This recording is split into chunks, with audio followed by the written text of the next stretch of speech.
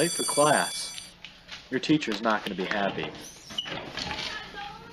When your teacher's not happy, That's the last time you'll be late to my class. you're going to get a detention.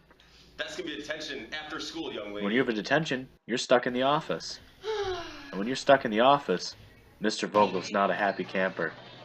And when Mr. Vogel's not happy, no one's going to be happy.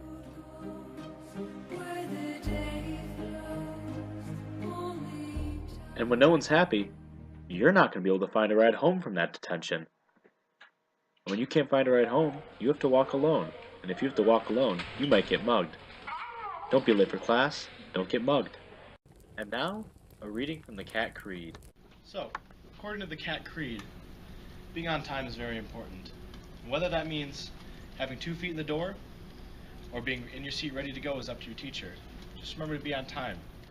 This was a reading from the Cat Creed. Cat Creed. Cat Creed!